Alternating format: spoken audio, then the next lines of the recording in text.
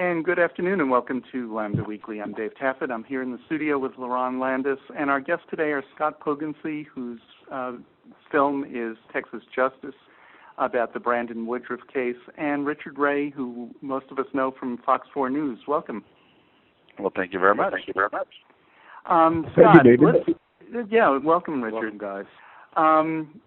Scott, let's start by just talking about the case, because we've been on a number of times, we've talked about it each time, but not everybody knows what this case is. Sure, absolutely.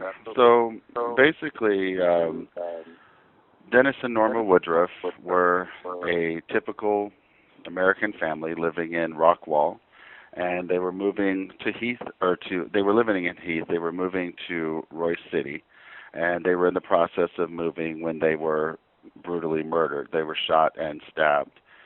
Very quickly, the Texas Rangers, who were kind of the driving force of the investigation, zeroed in on their son, Brandon Woodruff.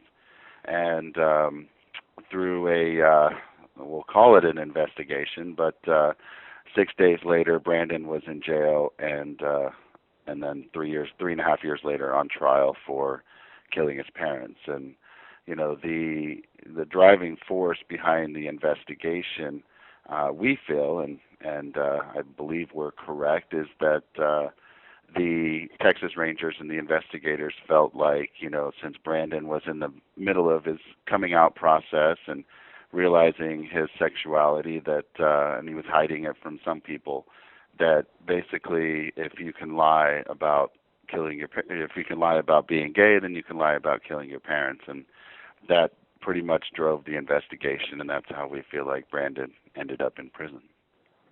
And it wasn't even that he lied about being gay. His parents knew he was.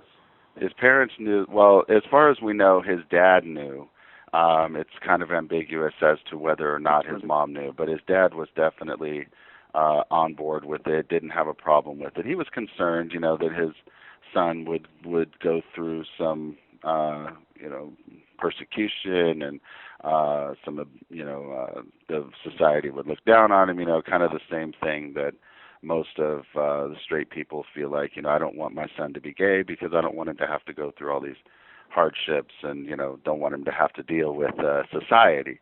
So he had those type feelings, but he had absolutely no problem whatsoever with his son being gay. And the jaw-dropping thing about this case is that he was convicted with zero physical evidence that tied him to the case, correct? That's the thing that really, you know, kind of drew me into the case in the beginning, because when I first started looking into this case and I heard that Brandon was professing his innocence every time that he turned around in all the newspaper articles, he was saying that he was innocent. And so I started looking into it, and I just kept thinking to myself, okay, the next document that I read or the next page of the trial transcript, something is going to point me to the fact of why they convicted this guy. And when I got through all the evidence, when I got through the whole trial transcript, there was absolutely no physical evidence tying him to the crime. There wasn't even any eyewitness. There wasn't even anything that would be considered evidence other than hearsay, innuendo, and character assassination. You know, one of the lack of pieces of evidence is the phone records that would have proven where he was, because he was on his cell phone, but coincidentally the phone records for that particular day are missing. Yeah, exactly. There was 14 hours that were missing out of Brandon's phone records. The police subpoenaed about, I think it was like 21 days of his phone records. And it just so happened that the one day that this happened, that they feel like the murders happened, Brandon had 14 hours of those phone records that were missing. And it just so happens that it was 14 hours in the time that Brandon was trying to prove where he was. Now, the phone records are going to be crucial to this case. Absolutely. Scott can tell you more about this too, but we've also since found out that all the phone records that the Ranger gathered what was turned over on everybody else was the original phone records. What was turned over on Brandon's phone records is a cut and paste copy of something. We don't know what, but I think the phone evidence is going to be crucial in proving his innocence. And even what the state argued in court, he didn't have time. He simply did not have time to do what they say he did. He's accounted for all but 14 minutes, if you really put it, really put a hard look at where he was and who he was calling. He simply could not have done it in that time period. Now, did the defense get the phone records from the state, or did they get it directly from the phone company? Because it seems like the phone company, whatever carrier he was using, would still have copies of that. Is that right? Within any criminal investigation, the state is the one that has the burden to prove that the defendant is guilty. So they are the ones that are responsible for the principal investigation. And in this case, the subpoena was for the phone companies to turn the records over to the U.S. Marshal's Office, and then the U.S. Marshal's Office was to turn the records over to the state, who then turned them over to the defense. So by the time the defense got them, they'd already gone through two different hands, and what they were not able to realize this at the time, because the technology just didn't exist, but the phone records expert in my investigation and going back and talking to him has realized through a new process of analyzing the phone records that the records that were turned over were not the originals. The ones that were turned over at Brandon's were not the originals. They were actually authored by the U.S. Marshal's Office. And that's different in the fact that all of the other phone records, they subpoenaed probably about 10 different people's phone records, everyone that was even close to the case. Every other record was the original, but the ones that were turned over that were Brandon's were, like Richard said, a kind of a copy and paste. And, unfortunately at the time, the technology didn't exist to realize that, and the defense didn't realize it. They just assumed that the state was giving them the original phone records. Well, that's new evidence, isn't it? It's very possible. It's I'm not a lawyer, so I can't say, but I will say that the lawyers are definitely looking at it. Huh. Okay. Well, that's the basis of the case. Richard, how did you become involved with this? And how did you? It's actually kind of an interesting story. Since I retired from Fox 4 in May of 2019, I've sort of gone full-time doing what I dreamed of doing as a kid. I'm playing baseball and making movies and done some acting and commercials and that kind of thing. But I've been looking around for a project that I could really believe in, and I got an email from this guy named, really odd name, Scott Poggensee or something like that. Through, yeah, we can never pronounce it either. I can't, Scott. Through something called Backstage, and he was looking for some people to do a reenactment for a documentary he was working on. And I wrote him a polite note back that, no, I wasn't really interested in doing that. And then he wrote back and he said, wait a minute, I didn't realize it was the Richard Ray, and because apparently he's one of those folks that had watched me on TV for 36 years in Dallas Fort Worth. So then I got to talking to him about the project, and I looked at the 2.5 hour rough cut documentary he did and listened to some of his podcasts, and I thought, there's something here. This kid is obviously no physical evidence whatsoever that he did it. The arrest affidavit that was filed on him that actually got him put in jail at 6 days into this case was full of lies, stuff that's been proven wrong, and had nothing about the murders. How they got him arrested on that affidavit is just a shock to me. Anyway, I get kind of excited about this when I talk about it, because at the time I thought it looked like a good case. So I went to him, and he's sort of been struggling for a couple of years. He's been working on it a long time, and I thought I could help him get it to the next level. So I approached him about that, and he said, would you join me in this thing? So we've actually formed a corporation, an LLC, And I had just enough connections to get us to a production company that we think is going to get us on a major streaming network. I don't know how much we need to get into this, but in order to get on a Netflix or Amazon Prime or Showtime or HBO or any of those, you can't just come in off the streets.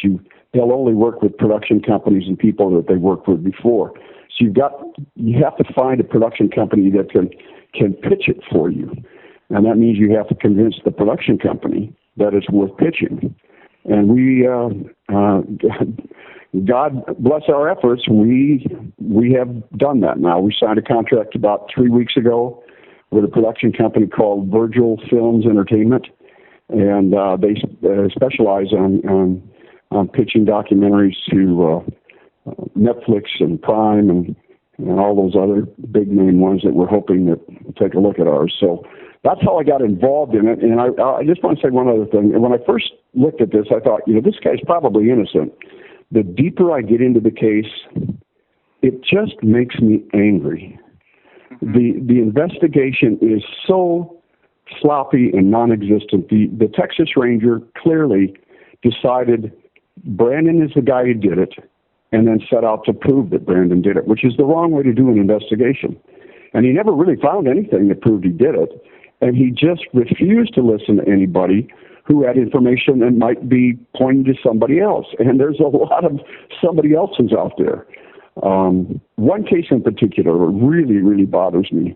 There's an ag extension agent out in Rockwall that had worked with Brandon and some other young men in FFA and 4-H, and he knew them real well, and there had become a real feud between Brandon and another kid named Mike. And after Brandon was, in fact, this guy was one of the ones that the family called and actually went to the house, broke in, and discovered the bodies. So he's that close a friend to the families. When Brandon was arrested, he went to the ranger and said, Brandon's not your guy. You need to be looking at these other guys. And the ranger's response was to threaten him, to say that he had somehow had an inappropriate relationship with Brandon, and using that as a threat, and then indicated that he didn't want to hear anything the guy had to say. There's just a lot of stuff like this in the case that just makes me angry. Mm-hmm. Well, the most obvious part of it is if you just sit down with the timeline, from the time Brandon's parents were killed at about 10:30, was it, in the evening? They don't really know when they were killed. The only reason that they have to go back and say this is when we think that they were killed is because that is the quote unquote time unaccounted for that they couldn't pin on Brandon. So anything after 10:30 would exonerate Brandon completely because he had alibis all the way up until the time the bodies were found. So that's the reason that they believe that the bodies were found, that his parents were killed between 9:30 and 10:30 is because that's the only time they could pin it on Brandon. The medical examiner was never able to actually give a firm or even estimated time of death, just basically that it had been more than 24 hours, and they found the bodies about 2 days after. It's a perfect example of the ranger, fitting the evidence to making the evidence fit Brandon, because Scott hired a highly respected expert in putting together crime scenes and analyzing what happened. And they didn't find the bodies until Tuesday evening. So this is like Sunday night, Tuesday evening. Nobody knew they were there, although somebody did. We'll get into that in the documentary too. But there was evidence that there was still water in the bathtub and the sink when the bodies were discovered. And that expert who went back and looked at that, he said the longest he could keep any water in a bathtub or a sink, and again, it was just wet, there was moisture in there, was about 12 hours. Well, that means somebody was cleaning up in there 12 hours before the bodies were found. That means that the murders might have occurred on Monday or Tuesday. And the other thing about that is that both victims were shot and stabbed multiple times. Brandon, all 140 pounds of him, his dad was huge. Somehow, apparently, under the Rangers' theory, was able to shoot 6 or 7 shots, do I don't know how many stab wounds, and again left no DNA, no blood, no evidence at all. Didn't he had to be doing it with both hands because the weapons were never set down, and the weapons, of course, have never been discovered. There's just such a lack of evidence in this case. It just astounds me that the jury didn't see through this. Normally, when there are 2 weapons, it's 2 people who've done it. One person doesn't normally have 2 weapons. Right. Right. That's a very, very rare thing. So we need to take a break. You're listening to Lambda Weekly on 89.3 FM. I'm Dave Tappett here in the studio with Laron Landis. We're talking to Richard Ray and Scott Poggensee about the Brandon Woodruff case. We'll be back with more Lambda Weekly right after this. And this is Lambda Weekly. We're talking about the Brandon Woodruff case. Yes, we've talked about it before, but every time Scott comes back, it's with new evidence that Brandon couldn't possibly have committed this crime. And new hope. And new hope. Brandon or Richard, did you have news for us to announce? Well, I know, Scott, I guess we're going to talk about it. The really big deal. About 10 days ago, we got word from the Innocence Project of Texas that they are, quote, full tilt taking on this case. That's awesome news. Yeah. I looked at the Innocence Project's website, and it said that they exonerate people, they exonerate the wrongly convicted through DNA evidence. Are there other ways that they exonerate, or is there some DNA evidence? Actually, the Innocence Project of Texas, which is separate, they work with the Innocence Project, the national group. They tell me that actually about 90% of their cases do not involve DNA. So that was my thought when we first approached them. Scott told me that the Innocence Project had expressed interest in this story. Correct me if I'm wrong, Scott, but 3 or 4 years ago. But then there was some disconnect, and it never happened. But in fact, I called my friend Raphael McDonald at the Resource Center. I'm sorry. Yeah, the Resource Center. And just was talking to him about that a little bit, and because obviously I think that community needs to get involved in this. It needs to have a wider hearing, and he had suggested some people that I could get would help me get to the Innocence Project. So we made some calls, and they looked at the case, and their board of directors met. And the result was that they're taking it on, and they're apparently going to go at it with everything we got. And we're so pleased and excited about that. And the big thing about that, David, is that they are able to bring in, even if they're not the main attorneys, which in this case they wouldn't be, because Brandon already has an appellate attorney that's been working on this for a few years, but that has run into kind of a stalemate because the things that need to be done in order to prove Brandon's innocence, because this is not a simple case. This is not, like you were saying, a DNA case where we could just, hey, let's just test this DNA. It'll prove that Brandon's innocent and we'll get him out. There's not a lot of that we can do. There is a little bit, and we can go into that if you want to, but basically the investigation has reached kind of a stalemate because of lack of funds. Brandon's grandmother is the one that was funding all of this, and she's not a rich lady, and none of us are rich people, and so we kind of ran into a stalemate because they're the experts that you have to hire and the people that need to kind of travel in to testify and all of that. That requires money. And one of the things that the Innocence Project brings on when they sign on to a case is that they're able to provide those resources, so then the investigation can go further instead of just, kind of stopping. And Scott, correct me if I'm wrong, but hasn't Brandon exhausted his appeals already? his what they call afforded appeals are exhausted. So those are basically, kind of your automatic appeals that you're afforded to go as far as you can. He's already gone to the Texas Court of Criminal Appeals. They've refused to hear it. He's gone to all the way to the Supreme Court on the Sixth Amendment violation. They refused to hear it. So yeah, he's exhausted those afforded appeals. The only thing that he has left is what's called a writ of habeas corpus, or a lot of people refer to it as a writ of actual innocence, where you have to bring in new evidence that shows that you are completely innocent. It's no longer, it's no longer a technicality. The judge should have said this when he said that, or the defense attorney should have done this when they did that. It's you have to go in and you have to prove that you're innocent. And one of the difficult things about this case is, it's very difficult to use the information that they gained in the investigation to prove you're innocent when they really never proved that he was guilty in the first place.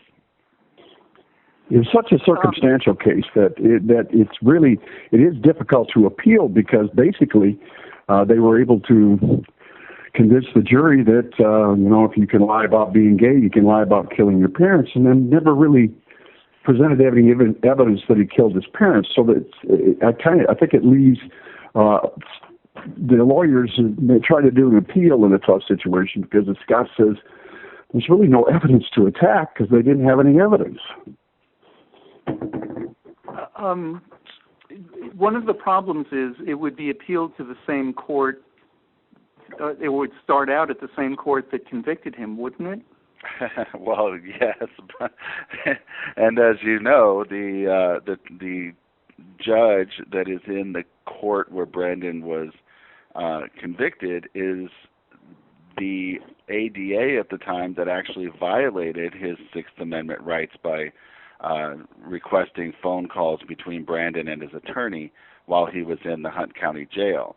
So she's now the sitting judge in that court, so it would automatically be challenged and she would be recused, but it's unclear as to whether or not it would be transferred to like a Dallas County court, or if they would just bring in another judge and stay in that court. That part of it's kind of unclear, but yeah, she would definitely not be the judge hearing the case for sure. Oh, so she would have to recuse herself. Yeah, absolutely. There's a clear conflict of interest. Yeah, I know there's a clear conflict of interest. I'm asking whether she'll honestly recuse herself. Well, if she didn't, I think there would be a public outcry like you've never heard before. If she was in Dallas, I'd expect that, but this is not in Dallas. It's one of the ironies of this case is that the ADA that violates his Sixth Amendment rights becomes the judge in that court. It's just there's so many different things that happen in this case that just make you want to smack your head. And you went over it, but it was real briefly. This is a major thing. What did the assistant DA actually do?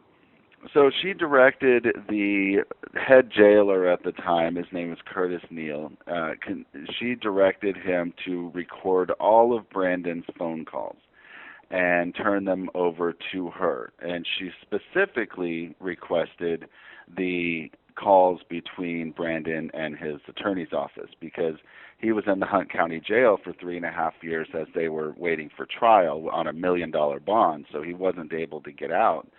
And so she wanted to hear all of those calls. When they turned him over, normally what's supposed to happen is if the ADA gets calls from the jail that are between the defendant and the attorney, they are supposed to stop, tell the court what happened, call the defense, tell them what happened, say, hey, we listened to about 30 seconds of this one call. We didn't realize that it was an attorney-client call, and they're supposed to have a hearing, and that's kind of the way it's supposed to happen. But they got caught with their hand in the cookie jar. Not only did they listen to every single call that he made between his attorneys and himself, but they made 42 pages of notes on what Brandon was talking about with his attorneys. Yeah, those notes have never been released, which is another just travesty in this case. In fact, there's so many twists and turns to it. That's why it's going to make a really interesting docuseries. There's a lot of twists and turns, and just, Scott said, scratch your head kind of thing. It's just all over this story. That was one of his appeals. That's what I'm not understanding, why a higher court wouldn't even look at that. Well, I'll try to kind of sum it up in a Reader's Digest version. Whenever you challenge a ruling, so the trial court, Judge Beacom, he ruled that it was a Sixth Amendment violation, and his ruling was that any information found from those calls would be barred. They would not be able to use them at all. Well, the problem is the defense stands up and says, well, okay, then tell us what was made in these 42 pages of notes. The prosecution stands up and says, no, that was work product. You can't see that. Ultimately, the judge ruled that the defense could not have access to those notes.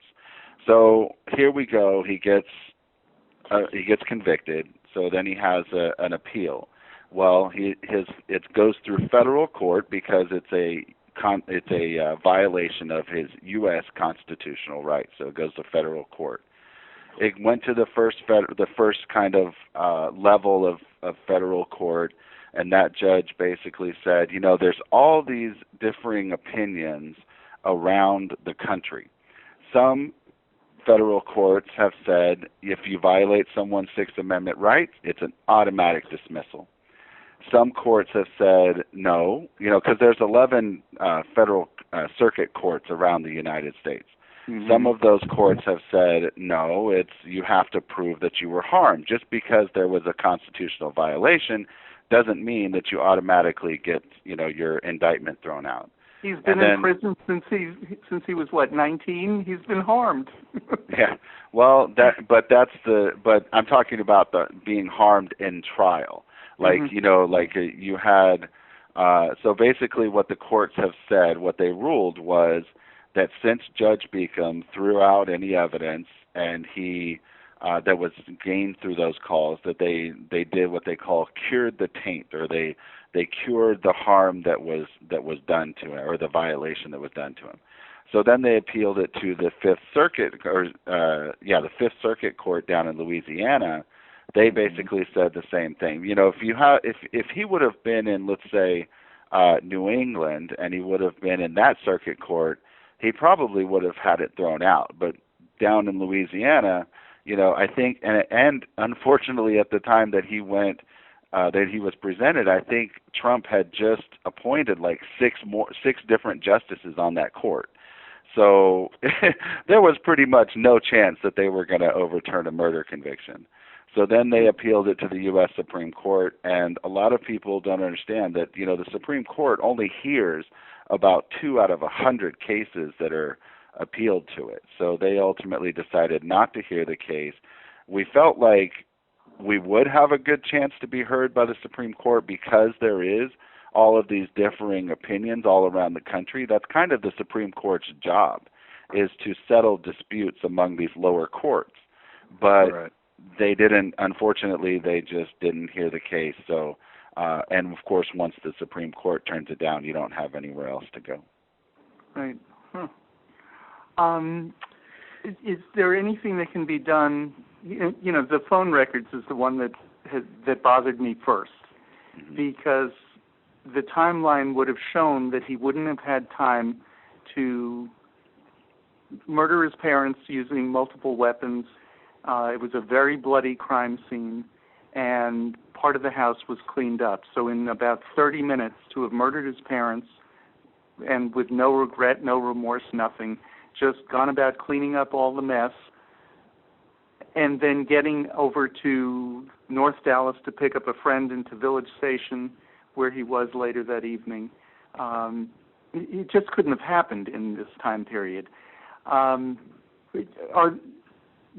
Is there something appealable in the phone records part of it? Well, let me just say that, luckily, even though there were these 14 hours that were missing, they do pick up, and they start at the point where Brandon was on the way to pick up that friend in North Dallas. So using the records that were actually there and where he pinged off of that cell tower, backing things up to, having to drive here for this amount of time, having to drive there for that amount of time, we were able to forensically prove that Brandon only had 14 minutes to do all of those things. And that's one of the things that we will point out in the docuseries is all of the things that Brandon would have had to have done according to the state's theory. And, as you said, we're talking about shooting both of his parents, stabbing both of his parents multiple times, walking with so much blood all over himself and all over the murder weapon that blood was literally dripping all the way to the bathroom, to the guest bathroom. And then, mysteriously, in the guest bathroom, there's not one drop of blood. So obviously, he would have had to have cleaned up that bathroom because you can't just stop dripping blood right when you hit the threshold of the bathroom. So he would have had to have gotten blood all over the bathroom and then spent that time cleaning it up, taking a shower, changing clothes, and then washing off the murder weapon. That's another thing that we can talk about is that, this sword that was found had like 2 drops of blood underneath the hilt of a handle. So he would have had to have washed off the rest of it, put it in some kind of bag, and cleaned himself up so much that there was never any DNA discovered on any of his clothes he was wearing that night, none of the trucks, the vehicles that he was driving, the bag that he had that night with all of his stuff in it, not one drop of DNA, blood or DNA or anything in any of those items. So one of the DNA part of it is that's in the investigation of it is that's the part that strikes me as jaw dropping because they did the investigation in the dark. And if you can you talk about that a little bit, and I've seen enough crime shows, real crime shows, where whenever there's a murder this heinous, it's rare that there's zero DNA left somewhere at that crime scene. Even if somebody went to the bathroom to clean themselves up, there's got to be some DNA somewhere. But again, how can they find it in the dark? And even if they found Brandon's DNA there, that's not that uncommon because he had been in a house that is his parents' house. So do you know if they found any foreign DNA and they're just not saying? Well, I know that the crime scene being filmed in the dark is something that Richard's pretty passionate about, so I'll let him answer that question. Well, yeah, this is I'm not the only one. It's another example of just the strangest, most incompetent investigation I've ever seen. The ranger ordered the Hunt County Sheriff's deputies to shoot this thing in the dark. So they're wandering around in the house with a flashlight. One of them's picking up stuff he shouldn't be picking up without a glove on. They're knocking stuff over. The ranger's feeling was he wanted to show the scene as it was discovered to the jury. Well, it makes no sense. It makes for really, really, really eerie film video. I mean, it's going to be a major part of the story. Is when you watch this eerie, dark flashlight videos that comes across the bodies and that kind of stuff. It's just really eerie and makes for great television. But it just, as an investigative tool, is absolutely absurd. And just one of the instances where it just doesn't make any sense why they would do it that way.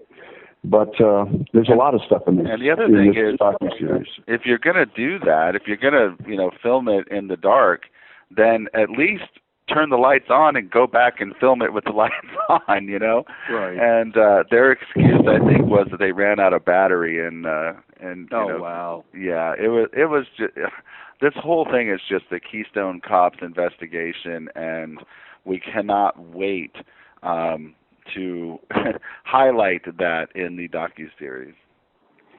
And the other thing is, they found absolutely no evidence of any blood whatsoever in Brandon's car, right? Yeah, they had the FBI, as I recall, the FBI. They looked all through his car, all through the bags that he had, everything. Never found never found any forensics at all that would link him to this crime. There is one possible DNA route that we should probably talk about. In the crime scene photographs, Brandon's mother is clutching her right hand. It appears to be a defensive kind of wound and stuff in that right hand, but she's got three or four long blonde strands of hair in her hand. You can clearly see that in the crime photo. And the defense had asked the state to please run DNA because nobody involved in this case, under their theory, had long blonde hair. But Brandon's was short and had been dyed black. Nobody had long blonde hair in this, so whose long blonde hair is in his mother's hand? That DNA has never been tested, but there's a problem with that. And I'm not sure it's a hurdle we can get over, and maybe the Innocence Project or somebody can, but they gathered all this hair, but because they didn't single out those blonde hair, we think possibly that all the hair, including her hair, is all mixed together and somehow pulling 3 or 4 strands out of there for separate DNA testing may not be possible. The family and Scott did get involved in having some very expensive DNA done on some hair samples, but we think they were just normal hair samples. Scott, correct me if I'm wrong on any of that. No, you're We need to take a break. Correct. We'll talk more about this when we get back. You're listening to Lambda Weekly on 89.3 KNON FM. We'll be back more with Richard Ray and Scott Poggensee right after this. And this is Lambda Weekly. Richard and Scott, I'm not sure if I told you this, Scott, we end our shows right now at about 10 to the hour because we're doing a good job keeping each other safe here at the station, so we're wiping everything down, changing out the windscreens, just keeping it safe. So we have about 10 more minutes. What evidence were we just talking about before the break? The hairs that was in his mother's hand.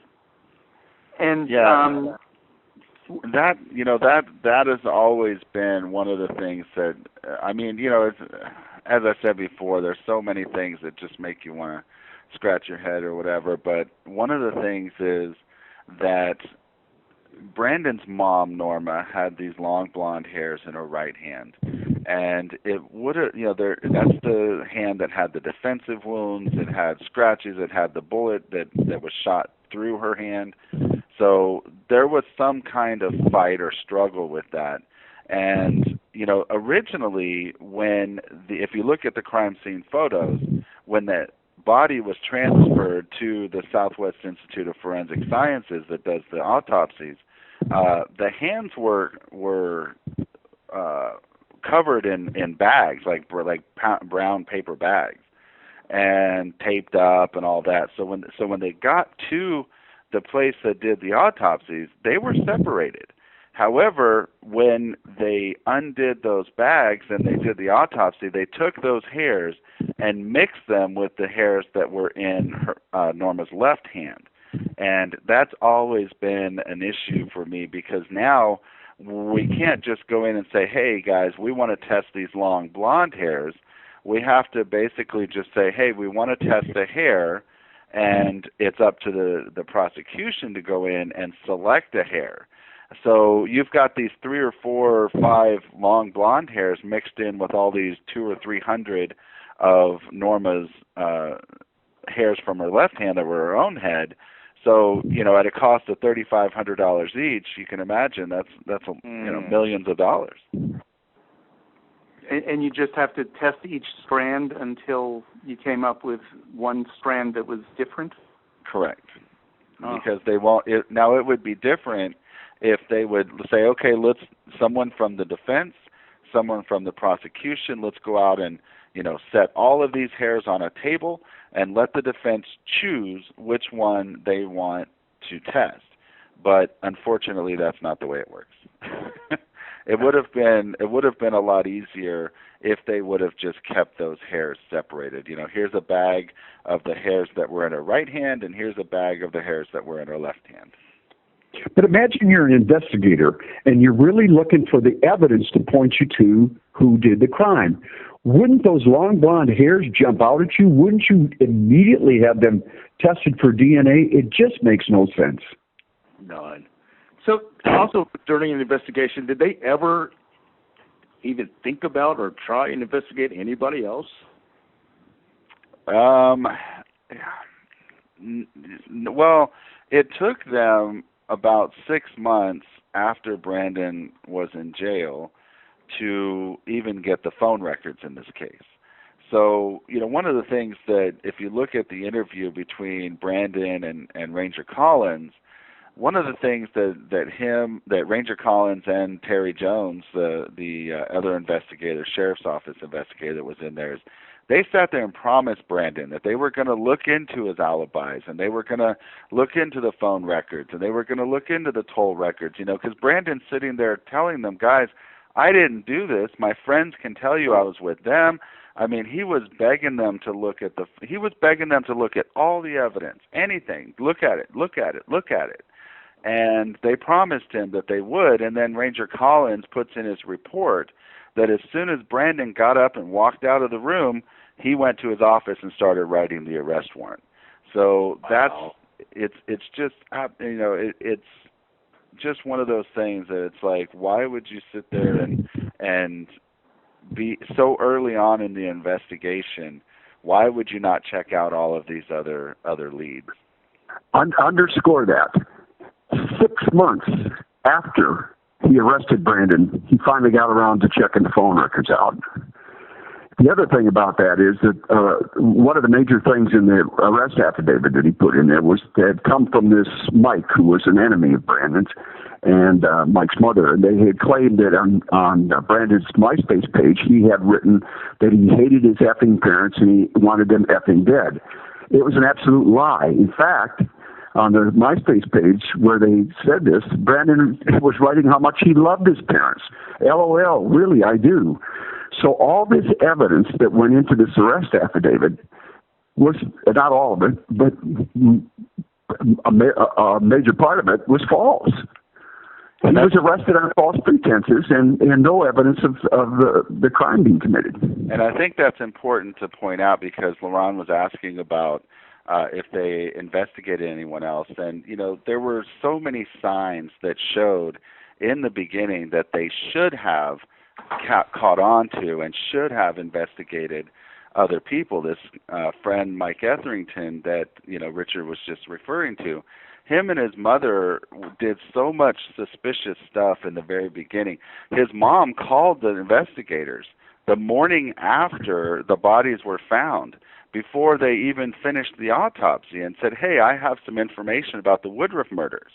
And the question is, well, wait a second, how do you know it's been a murder? The family doesn't even know it's been a murder. The investigators at this point, they're at the autopsy. They don't even know that it's been a murder. So how do you know that it's been a really murder? Really suspicious. Yeah, and there's just, so Mike and his mom did so much stuff that was just so suspicious that, the Rangers just didn't pay attention to it because they had their sights set on Brandon. And the ag official that had worked with all these kids, Brandon was part of a group that they called themselves the shit kickers. There were 4 of them. And he'd fallen out with Mike and the other 2 shit kickers. And that's what Todd Williams wanted to go to talk to the Ranger about was, wait a minute, you need to look at some of these other guys. And again, his response was to threaten a married man with children, was threatened that he was going to tell people that he'd had some sort of an inappropriate relationship with Brandon, which I don't know where he got that because nobody else has ever made that allegation that I know of. We have just 1 minute left. The Innocence Project is coming in to look at this case and do what they can. Did they give you a timeline or any idea how long this whole process normally would take? They did not, and something like this, that with the shoddy investigation and with the fact that we're trying to prove a case that's not DNA, that's just a culmination of evidence, it's a very difficult case. But I will say that the appellate attorney that's been working on this for about 4 years now, I believe that he's pretty much done the investigation and gotten to the point where once the Innocence Project is able to come in and provide these resources that he needs, hopefully they'll be able to do that sooner rather than later. In fact, I think this is going to speed up the process a lot. I envisioned this taking maybe a couple of years to go through, but once the Innocence Project got on board with it, in fact, Scott and I have told ourselves we got to get busy on this. We got to finish this film because there may be a season 2. I don't know. We hope. We're looking forward to having Brandon on the show here in the studio. Absolutely. Yeah. That would be a great day. And we're counting on you to bring him here. But as the information develops, come on back and let's talk about it some more. And if anybody wants to know more, they can always go to freebrandon.org. That has all the information on the film, all the information on the case. It's just freebrandon.org. And I just want to encourage all your listeners, get involved in this case. Brandon needs you. The community's got to rally around him. His family's rallied around him. There are a number of his friends in that area that have rallied around him, but we all need to rally around this kid. And I agree. That's why we've been having Scott back. Absolutely. So that the information. Yeah, thank you so much. Yeah. Good luck on your work on this. Thanks, Scott. David. Thank you, Richard. Thank you. You bet. Thank Thank you. you. Lambda Weekly. Have a good week.